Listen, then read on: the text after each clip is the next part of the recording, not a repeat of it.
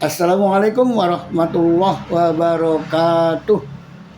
Alhamdulillahirabbil alamin. Alhamdulillahilladzi arsala rasulahu bil huda wa dinil haqqi lidhhirahu 'alad dini kulli wa kafa billahi syahida. Asyhadu an la ilaha illallah, asyhadu anna Muhammadan abduhu wa rasuluh. Allahumma shalli wa sallim wa barik ala Muhammad wa ala alihi sayyidina Muhammad. Amma ba'du. Saudaraku, kita selamat bertemu kembali di hari keempat kultum kuliah 7 menit ya Ramadan tahun ini ya, kultum yang keempat. Alhamdulillah di hari keempat insya Allah kita telah tunaikan dengan baik Ramadan tahun ini ya. Apa yang telah kami sampaikan berkaitan dengan puasa sebagai perintah bagi orang yang beriman, namun tahapan iman kita harus lalui dahulu agar kita paham betul apa sejarah perjalanan keyakinan keimanan kita, para pendahulu kita mempertahankan keimanan. Dalam kultum kemarin yang ketiga, jelas Rasulullah ditawari tentang jabatan, tahta, ya, kemudian harta, wanita. Rasulullah tidak mau. Nah, itu sudah upaya yang kedua ya, setelah intimidasi yang lainnya, mengembargo ekonomi dan sebagainya supaya jangan jual beli dengan orang Islam sehingga orang Islam merasa ekonominya terpepet. Merasa tidak berhasil dengan upaya itu ya. Upaya bagaimana memberikan tahta, harta wanita, kemudian akhirnya perkembangan dakwah Rasul terus bergulir. Di Baitul Arqamnya di sana dalam mengkader dan mencetak generasi yang beriman. Nah, kelompok kafir musyrikin Quraisy ini di Mekah itu terus berupaya. Rupanya semakin menjadi dan semakin menjadi ya.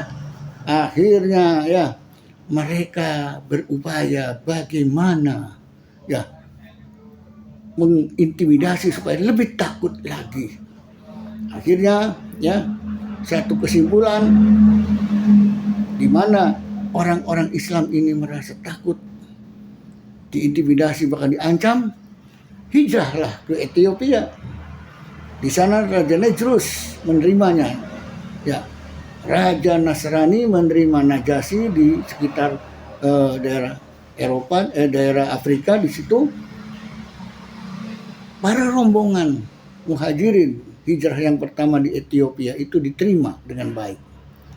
Namun semangat musyrikin Quraisy itu tidak terima ketika umat Islam yang mengungsi hijrah ke Ethiopia. Dijemputlah oleh dua rombongan utusan musyrikin Quraisy ya, membawa upeti yang banyak, hadiah-hadiah yang menggiurkan untuk raja agar raja bisa membebaskan dan mengembalikan para pengungsi ya, para muhajirin yang di Ethiopia itu. Namun sang baginda raja tidak. Baginda raja tidak percaya begitu saja. Kenapa mereka mengungsi? Belum ditanya. Ya. Kenapa mereka mengungsi? Apa alasannya? Maka rombongan yang dari musyrikin Mekah itu ya menunggu perwakilan dari para pengungsi, yaitu disampaikan oleh Ja'far ya. Sahabat Ja'far adalah sepupu Nabi Muhammad. Nah, Ja'far menyampaikan alasan kami hijrah ke Ethiopia ini ya, mengungsi ke sini kami menyelamatkan jiwa kami. Kami disiksa, diintimidasi, macam-macam agar kami meninggalkan keyakinan agama kami yang baru, yaitu Islam yang dibawa oleh Nabi Muhammad, membawa Al-Quran. Mereka ya nggak cocok dengan kami, mereka menolak, mereka bahkan menganggap kami ini mau merubah ajaran nenek moyang, menyembah berhala. Ya mereka tidak mau.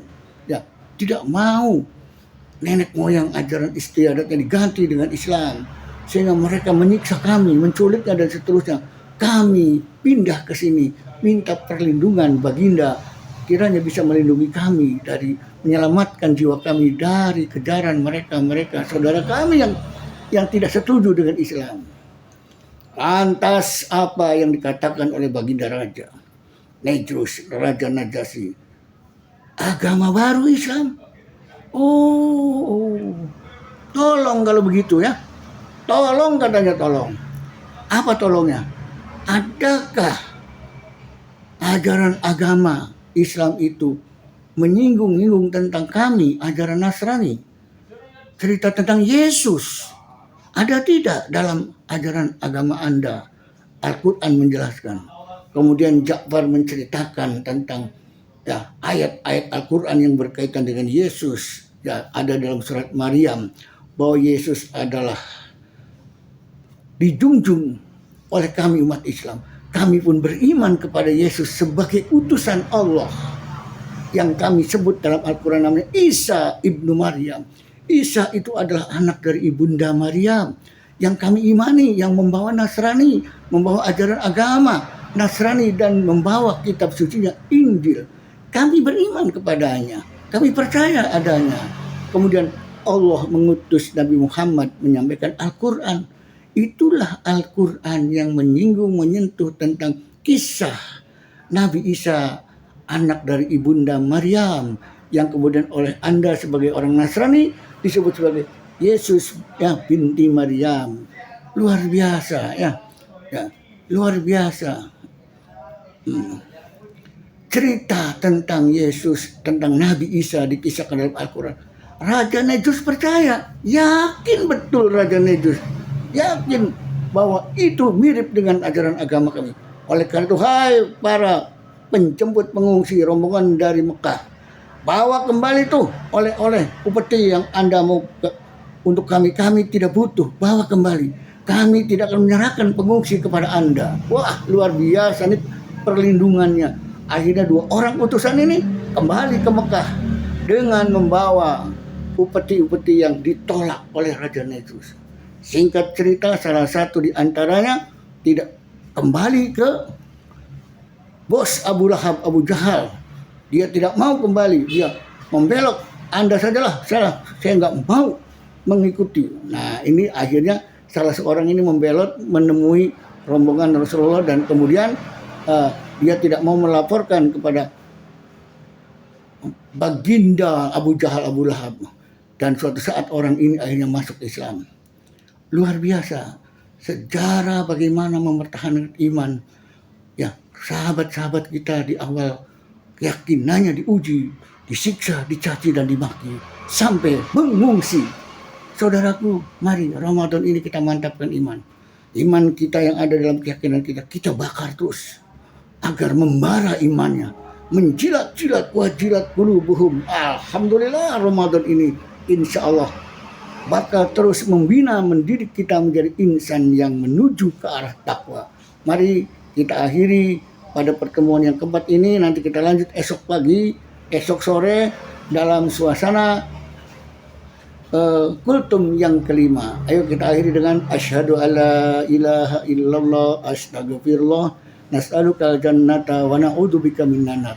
Allahumma innaka afuwun tuhibbul afwa fa'fu anna ya karim. Ya Allah, ampuni dosa kami.